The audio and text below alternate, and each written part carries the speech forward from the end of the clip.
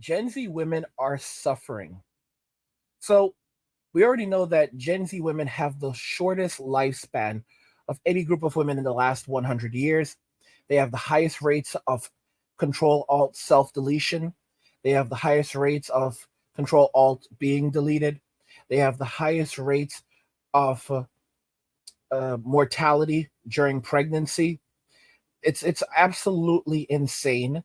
They have the highest rates of obesity, which is amazing when you consider how how the baby boomers are doing, because baby boomers are struggling with obesity, and but at this point in their lives, Gen Z has significantly higher rates of obesity than all previous generations of women in not just the last 100 years, but in the last couple hundred years, as like going back to the founding of the United States.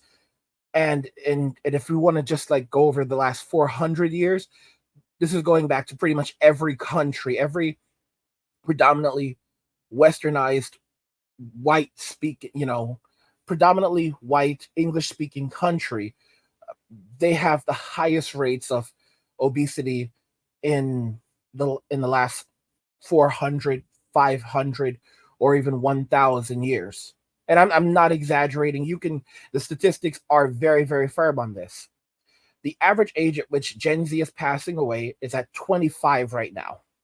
So Gen Z and young millennials are passing away at rates faster than women born in 1928, so 100 years ago. And to make matters even worse, that's part of the reasoning on that is is potentially just because that's how far the record keeping goes back. Because a lot of these statistics were we didn't start tracking a lot of these statistics until sometime like right around the 1940s, and then a lot of that changed. So we don't even have a lot of data going back to necessarily even 1928, but what we're looking at is the group of people who were born in 1928. We don't have data for people going back before 1928, because most of a lot of those people are no longer around, or we don't have a large enough group to study them.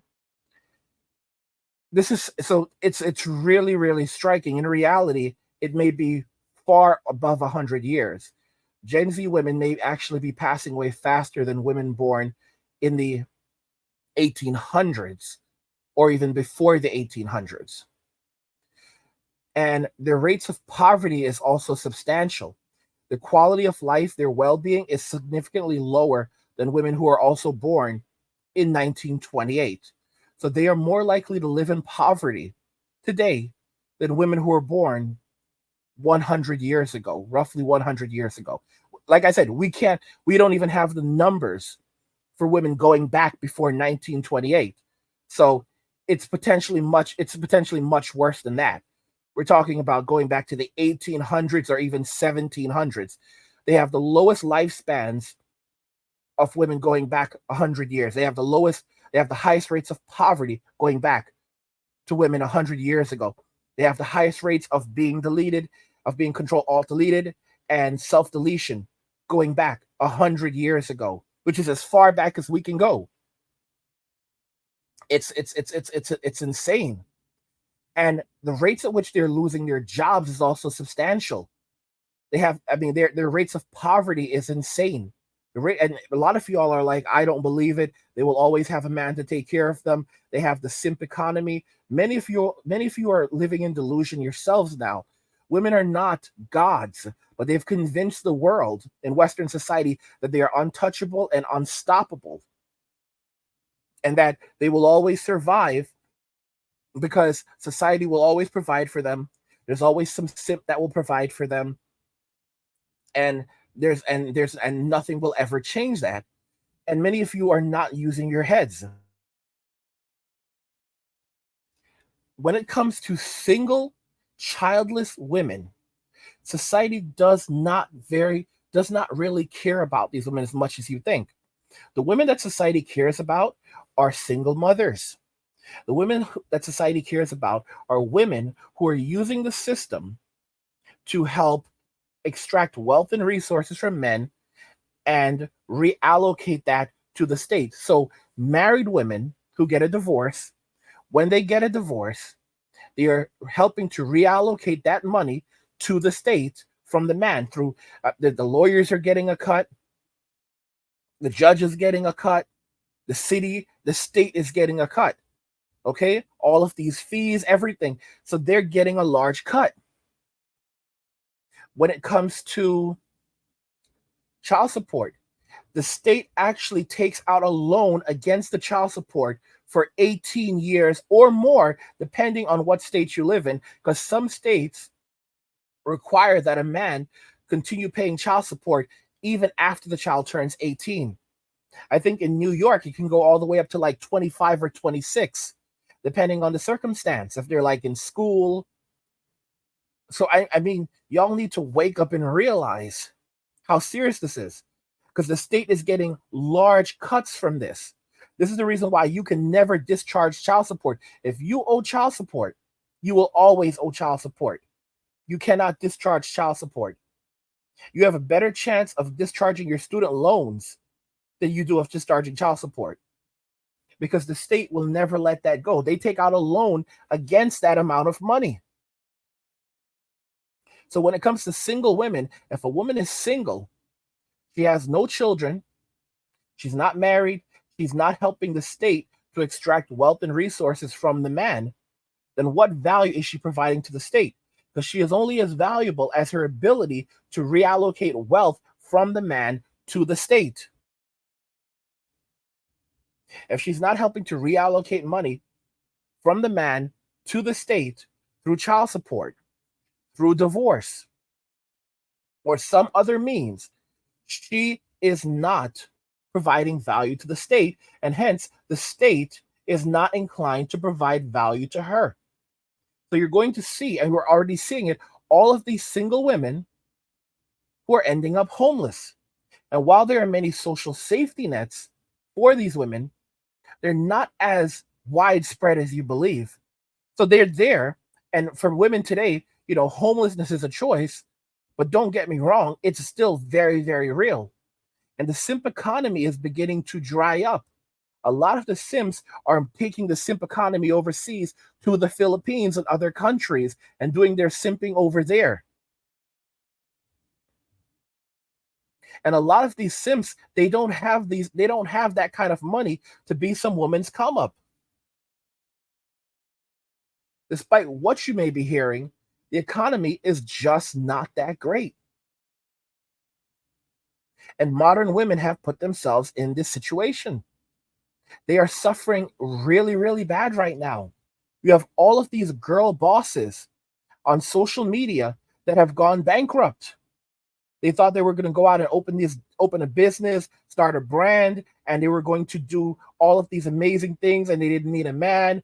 Guys, most businesses fail in like their first year. And the ones that don't fail within their first year will then end up failing within 5 years. And then something like over 90% of all businesses, will fail within 10 years. Like most of them will fail. If you think that you're going to go out and just start a business, most businesses will fail. Most businesses will 100% fail. I look at some of the Gen Zers and a lot of women, and they don't like me. They're furious. They're absolutely furious with me. They're 100% furious with me. And they even hate the fact that I'm on YouTube. They hate the fact that I run a business. And if you listen to some of the things that they say, it's pretty substantial. Like, look at this comment, right? From from presumably some Gen Zer. Do you even have a job? If YouTube is your job, do you even earn as much as a part-time minimum wage worker? Guys, these people are very interesting. They don't like the fact that I'm spreading the truth. And the interesting thing is that these people are very socialist in their mindset, where they believe that they're entitled to a job or entitled to work. These people can't start a business. They think that they can't. They think that that they can do all of these things because they see Kim Kardashian and all these other idiots on social media, like, oh my gosh, look at all the money that I'm making. And it's all BS. There's so many of these YouTubers that are flashing cash and showing off their lives and all of this stuff. There's so many YouTubers with channels that have hundreds of thousands of subscribers or millions of subscribers, and they don't make $50,000 a year. A lot of you don't understand this. And, I've been working on my YouTube course. The course is actually finished. It's the website that I just need to finish working on. But the course is before I finished the YouTube course for you guys, like at this point, like a month or two ago. And I've just been dragging my foot on finishing up the website. And I built out the basics of the website, and I have I actually hired a professional to finish it up, but I still actually have to put in work on it, and I've been dragging my foot on doing it because it's stressful. But you know, you can building a business on social media, building a business on YouTube is amazing if you have guidance and knowing and having a brand. People who do YouTube know that it's not about how many subscribers you have, it's about the quality of your subscribers and how you've engaged with your subscribers. There are many channels on YouTube that have anywhere from 3,000 to 10,000 subscribers, and these channels pull in up to $500,000 a year or more than $500,000 a year. There's some channels. There's a channel, for example, vidIQ, I think it was like vidIQ or one of these channels that reviews channels. They did an analysis on a channel where this person had 450 subscribers, and from those 450 subscribers, she was pulling in almost $500,000 a year. And she's not the only one. There's a bunch of these small channels that have less than 500 subscribers or right around 500 subscribers, and they pull in $500,000 a year. And it's because doesn't matter how many subscribers you have. What the only thing that it comes down to is the kind of content that you're making and understanding how to engage with your subscribers, understanding how to design a channel, how to build a brand, right? And of course, again, in my course, I have all of that information for you guys, so you're going to be able to build your channel. When I first, started on YouTube, from 3,000 subscribers, I was making around $50,000 a year in just ad revenue. Around 50,000, maybe $52,000 a year. That was almost 10 years ago. So that should just explain to you, that should just give you an idea of how profitable YouTube can be when you know what you're doing, when you know how to optimize, when you know how to reach your brand. Okay. And I'm not talking, and then donations, for example, when you do live streams, if you know how to reach your audience, you can make tens and thousands or hundreds of thousands of dollars just from live streams. Even with a small YouTube channel. And a lot of people just don't know this. There are many YouTube channels right now that have 1 million subscribers, and they don't make $50,000 a year. They don't make $25,000 a year. And a lot of these women that are criticizing, that are on the attack, these people thought they were going to be girl bosses because they are brilliant, they are females, they are women, they are powerful. And it's basically just them gaslighting society, because there are so many of them that are crying on social media, doing lazy girl jobs, or the moment that things just don't work out, they go straight to Only Fools and Lonely Fans. I've said this, guys, I've talked about this. As soon as this generation, when it comes to Gen Z in medicine, there's already tons of videos of nurses being walked out of the hospitals and fired. They're fired and they are being walked out by security and told, do not ever step foot on this property ever again, because their Only Fools pages got discovered. Their Only Fools and Lonely Fans pages got discovered. And I guarantee you, when it comes to Gen Z, you're going to see a record number of Gen Z doctors, female doctors, being walked out. There's going to be videos, tons of videos of them being walked out by security because their Only Fools and Lonely Fans pages got discovered because of the things they were doing on social media. And and many people, a lot of people are like, "There's no way that's going to happen." I know for a fact it's going to happen because I've seen plenty of it happen before. I've known numerous women who were in medical school and they had these pictures all over the internet. And it's happening right now. You had a lot of millennial doctors that were doing this stuff, but because social media was not as developed back then, they got away with it. They changed their hair color and they basically play it off. Oh, that's not me. But today, with Only Fools and Lonely Fans, no. And a lot of these women, they do the residencies, but you don't make a lot of money during residency. They cannot afford these lifestyles unless outside of student loans, these women cannot afford these types of lifestyles. I want you all to think about this. These women who love retail, they can't afford these lifestyles on a resident salary. So how are they getting this money? Only Fools and Lonely Fans. And I'm telling you, you're going to see all of these women being walked out. And a lot of them, most of them are not going to care at all. They're going to they'll post about it on social media. And one of the biggest draws for them will be on their Lonely Fans pages is like, oh, look at me, I'm a doctor and I have my stethoscope and, come play doctor with me. Like this is the sick, this is what these people are going to be doing because they're not fit to work in medicine. They have no resilience. They're going to be on their phones all day playing games. When people pass away, they won't even be able to speak to the families because they have no interpersonal skills.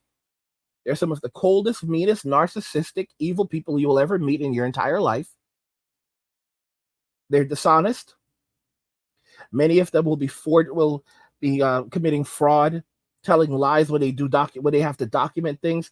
They're going to lie in their paperwork, cover up their misdeeds, try to cover up their misdeeds. What's going to get them is the fact that they're going to be so desperate to cover up what they've done that they're going to end up making mistakes. And they're so dishonest that that's what's going to get them caught. You see, if you want to be a good liar, you have to mix the truth with lies.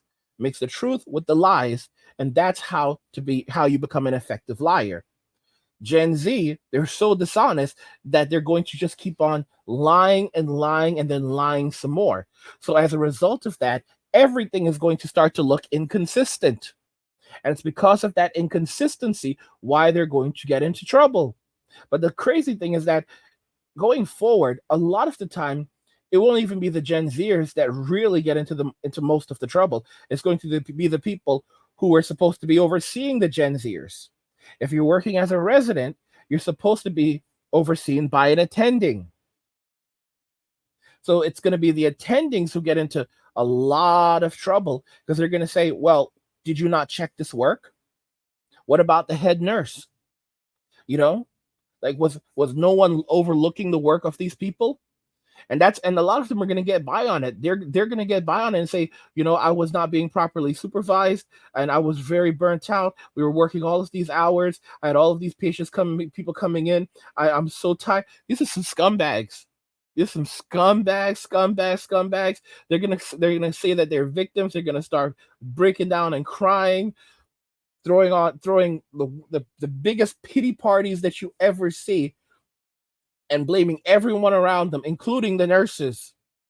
They will blame the nurses, the physician assistants, the janitor, the security guard. It does not matter.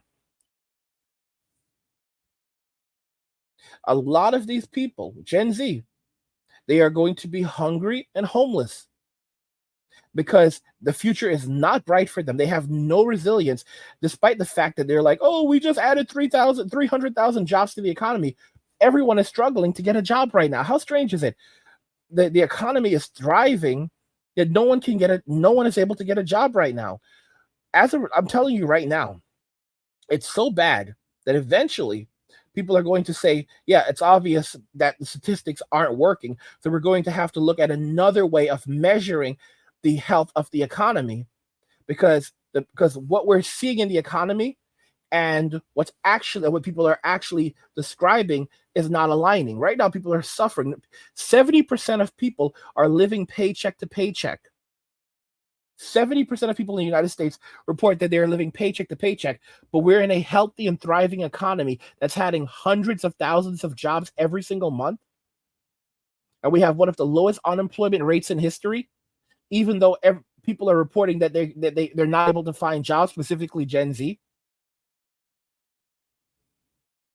So it's obvious that the numbers are being fudged. So at some point, they're going to start saying, yeah, we need a new metric to measure the health of the economy, because it's clear that the metrics that we're currently using do not actually measure the economy.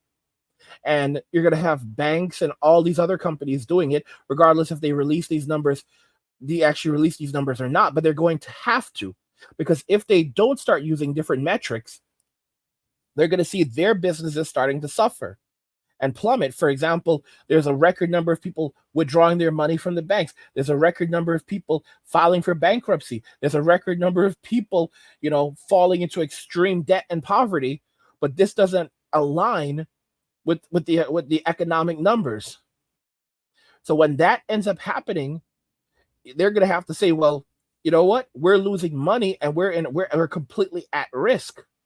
We have this thing called doom spending right now, where people are literally spending out of fear and out of panic for just how poorly they're doing. So they're spending money that they don't have. And guys, one of I talked about this years ago, the everything bubble. It hasn't popped yet, but it's on the way. The everything bubble is essentially where everything everything is going to pop. It's the housing market is extremely inflated. The credit market, everyone's living off credit right now. Okay, the job market is a complete and utter lie. It's in chaos. You have all of these layoffs happening, and yet we're at full employment, and it's only getting better. Okay, it's the 100% the everything bubble. All right, everything is going to pop. These companies that have, that are just spiraling up. Okay, they just keep making more and more money. It's not about consistency. They have to, keep that. Now they have to make hundreds of billions of dollars. These are trillion-dollar companies. So now they have to generate continuous growth. It's not enough to be worth 1 trillion, 2 trillion, or 3 trillion. They need to be pushing for 10 trillion. Where's this money coming from? No one's asking any of these questions. So when these bubbles pop, a lot of these companies that don't have the balance sheets to justify these numbers, they're going to begin rapidly they're going to begin rapidly cutting their staff. And the questions are going to come up, well, you're a $1 trillion company, and where's all the money? Where's all the money? If your company is worth this amount of money, where's all the money to back that up? You're gonna see when the everything bubble pops, you're gonna have companies that were worth billions of dollars, lots of them, that end up becoming penny stocks. And it's going to be absolutely shocking. Companies like Apple, Alphabet, Facebook, even Amazon potentially will face being broken up. They're going to be called complete monopolies. Like, Apple is in a very, very bad place right now. Very, very bad place. and they've done it to themselves. Basically, they've put a tax on the internet. They're taxing the internet. They're taxing every transaction. They want to tax every credit card transaction. They want to tax everything you purchase. Everything you purchase, Apple wants to tax. They want their piece of everything. Does that make any sense to you? Is there any logic to that? And if you don't obey, well, then you can go and use another product and they'll push you out of there, and you can leave their ecosystem. But the problem is that once you're in the Apple ecosystem, Apple makes it very difficult for you to leave their ecosystem.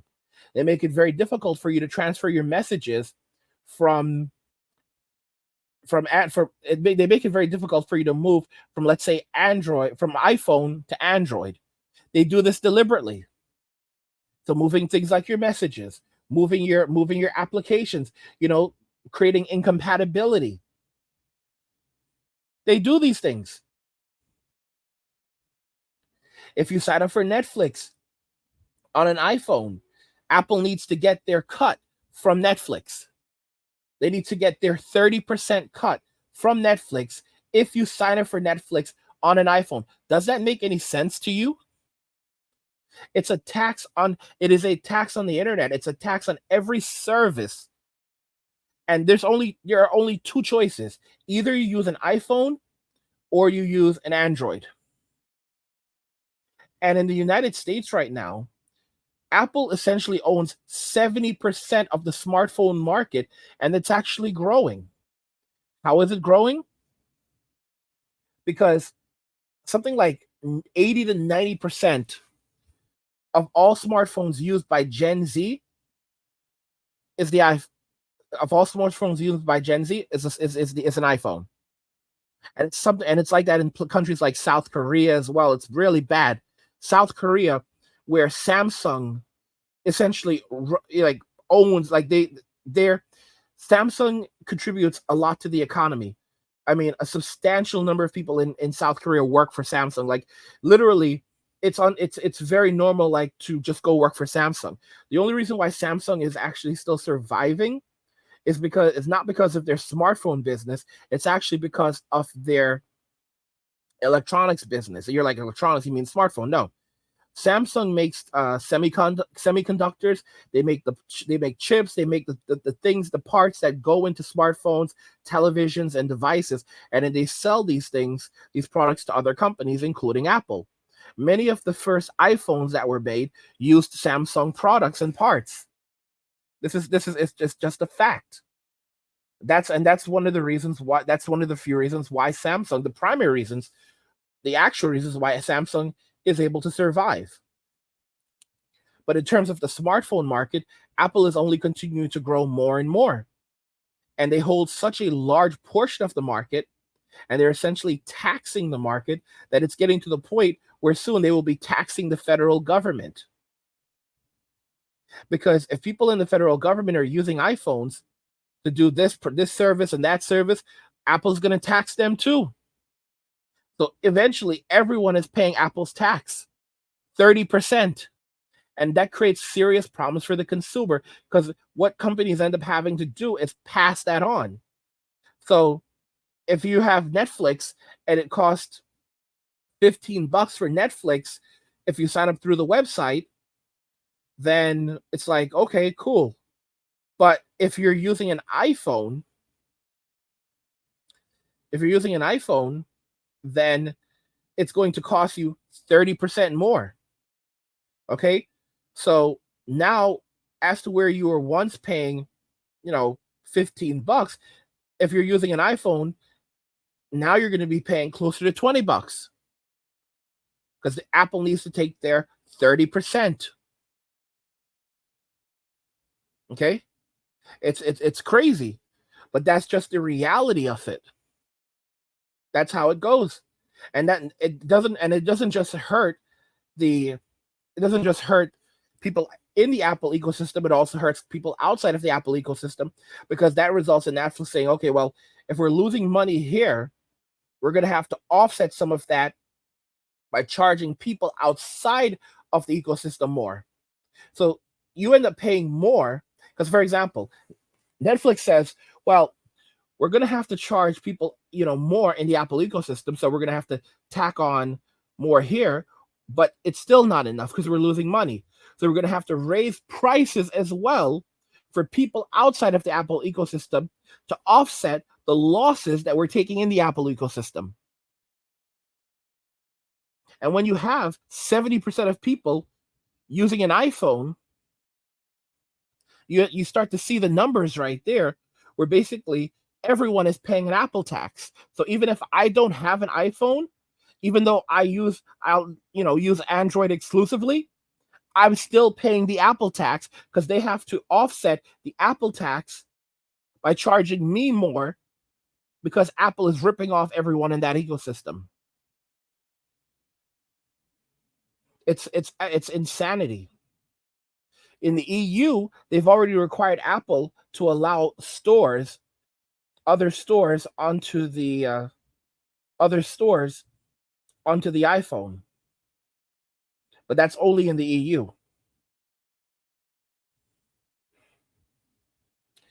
Guys, I'm telling you, it's gonna be hell, and women are the ones that are suffering the brunt of it. They're not getting out of this one. There's a saying that women come into the world rich and they leave the world poor, and men come into the world poor and they leave the world rich. And it's because women are handed everything at the time of birth. They become millionaires at age 18. They live off the government, they live off the simp economy. They're given all of these things and asked their opinions and put on a pedestal just for existing. But as they get older, their marketplace value begins to decline as a man's network continues to increase because he has to work for everything. So he has to actually create his own value. The reality is that women have a very small window to use this opportunity. And the truth is that men are also born with value. But and we know this historically, it was preferred. People countries would, it was, if you had a son, you had to choose between a son and a daughter. It was always the son, because they said, they knew that the son was the one that was going to provide for the family. The son was the one that was going to provide for the parents. The son that was the one that was going to provide for society. When a man passes away, he leaves a surplus on the economy. In other words, he puts more into the economy over the course of his life than he takes out of the economy. When the average woman passes away, she leaves a deficit on the economy. In other words, she takes more out of the economy. She takes more out of the economy than she will put into the economy over the course of her life. The only way that this can continue to survive is if men continue to prop up the economy and put more into the economy than they take out. But as men are walking away, as they're not getting married, they're not having children, they're learning their lesson, and they're only working enough to survive and thrive, and not do much more than that, it's destroying the economy. 30 it is not 10 million men out of work, 3 million men or 10 million. It's over 30 million men, able-bodied men, that have stopped working. 30 million, over 30 million men have stopped working, or not working, not doing regular work, not contributing to the typical 9 to 5 job, 9 to 5. And they're basically, and a lot of these men specifically, are single. And as a result of not having children, not getting married, as a result of doing this, they don't need a lot to survive. The average man, think about this. If you don't have children, you don't have a wife, you don't have children, and you cook your own food, you live below your means, within a short period of time, for a lot of these guys, they end up with sick bank accounts. You make $50,000 a year, you, let's say, have $30,000 to $40,000 of disposable income, you live below your means, you prepare all of your own meals, everything that you own, these are one-time purchases. TV and all of the other stuff, bedding, all of that stuff, the stuff for your apartment or wherever you live, your room, studio, these are one-time purchases. And most guys, they're very conscious about the things that they purchase, so they look at the prices, versus women who are looking at the luxury. So you end up with men who have almost no expenses. If it's not for food, they have almost no expenses because they minimize their living expenses. They're not trying to live in luxury. They're not trying to live in the nicest neighborhood. They're not trying, so they're going to live where it's affordable. So they're going to get, so, and a lot of men are choosing to continue living at home, which women are furious about. Women are absolutely furious. More young men are living at home now today than young women. And women are very angry about this because these men are choosing to live at home. They're saving all of their money. They're not getting apartments, and that means they're also not focused on women. So they're not working whatsoever to create a life that would, include a woman in it. And as they're getting older, they're saying, "Yeah, well, I don't ever plan on getting married. I don't ever plan on having children. So there's no reason to go out and find an expensive place to buy a house or to get a house or to even have an apartment if I don't have to. But if I do, it's going to be a studio or something very small or a trailer, you know, and that's it. And I'll live, rent free or near to rent free. I'll grill my food, cook my food, enjoy whatever I want. There's some guys who they order tons of takeout. There was one guy who said that he orders takeout he makes like $60,000 a year, orders takeout on a regular basis. He eats out on a regular basis and still has a crazy amount of money still left over. And he's not getting married, not having children, and he's living his best life, and he could earn substantially more money, but he's choosing not to. And that's the story because married men work much harder than single men, but they have significantly less disposable income than single men. A man will make $200,000 a year and not have $20,000 in the bank as savings because all of that money is going into the house, the children, and he's living paycheck to paycheck. And this is his life. And a lot of men aren't making, and keep in mind, most men, only a small portion of the population actually makes $100,000 a year, yet every woman demands that a man makes over $100,000 a year. Every woman, virtually every woman. So when you look at it this way, a guy making $50,000 a year will have substantially more disposable income than a guy making, well over $100,000 a year that has a wife and children. Because the guy that doesn't have a wife, that doesn't have children, has a lot more free time. He can prepare his own food. He's resting. He doesn't have more than he doesn't have to bite off more than he can chew. He's living a simple life of luxury, and his money is just going to keep growing. And because he has all of this disposable income, he only has a couple of options. He can put it into a high interest savings account and earn a nice return, and then it basically the interest just keeps on compounding.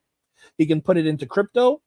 He can put it into the stock market, and he doesn't give a damn whether or not it goes to zero. A lot of these men are just gambling right now. They're gambling in crypto. They're gambling in stocks. They're gambling in real estate. And they don't have to, and because they have so much money in savings, because they don't have to worry about children, a wife, or any of these things, they don't care what happens because they can just rebuild and get right back on their feet. But they're so far ahead of the curve that they can just chill and relax. They don't have to worry about the future. And all of the money that they're making from these investments, they're not spending it. That money is just sitting there in the bank. And money is just sitting there, it's just compounding over and over, more over and over and over. The real estate investments, they're just, that money is just adding up, adding up, adding up. And they're still not spending this money. So within a few years, you have guys that that were making $50,000 a year because of their investments, savings and investments. They end up with $500,000 in the bank Then you have some guys who are in their 30s now that were living this life. They didn't focus on women, children, or any of these things in their 20s. Now they're in their 30s and they have over $1 million in the bank, and they're still living very, very simple lives of luxury. And they have no desire to go out and purchase anything expensive because they don't want a wife, they don't want children. So why would they go out and buy an expensive car that's going to only add more stress to their lives? Okay? Why would you do that? A lot of these guys are driving, some of these guys who have money are driving around in what you would call beaters from the 80s and 90s, but these were the cars that, they liked when they were in high school. So they get one of these cars, that they wanted back then. These cars are still great, you know, compared to modern cars where you have to pay extra for all of this and all these other things that were standard on these cars. These cars are automatic. They have four-wheel drive, heated seats, power windows, much more spacious than a lot of the cars that come out today. You know, cushions are so soft, really nice. And some of these cars will turn heads because other men were like, holy cow, this is a sick car, you know? But of course, women will look at the cars like, oh, you're a broke boy. You're a broke boy. This car, how much did this car cost? It's not $200,000. Yeah, you're a broke boy. You're a brokey. You're a brokey. Stay away from me. Brokey smell funny. What do you guys? I think that it's gonna be rough. I already know it's gonna be rough when it comes to women in Western society. They're facing such hardships. Guys, don't forget I have another channel called Angry where I discuss gaming, anime, geek stuff, nerd stuff, real world stuff, and whatever else interests me. There's a link to that channel in the description of the video. Go check it out. Subscribe to my channel. Support the work. Enjoy the content over there. I also have another channel called Men Walking Away where I release more videos like the content on the Angry Guy channel. So if you're enjoying the videos on this channel and you want even more videos like the videos on this channel, go over to Men Walking Away, subscribe to that channel, and you can find even more videos over there and enjoy that content. And there's a link to that channel, to the Men Walking Away channel, and the Angry channel in the description of the video. So subscribe to both and support my work. What do you guys think about this? Gen Z women are suffering, and I'm not crying for them. I honestly, they chose this reality for themselves. They made this bed for themselves, and they're going to have to lay in it. Let me know what you guys think regarding this. I want to hear your thoughts on this, so let's talk about it in the comments. Like the video if you like it. Don't forget to subscribe, and if you like the video, share the video. And just remember that all roads lead to MWA, Men Walking Away, and cheers.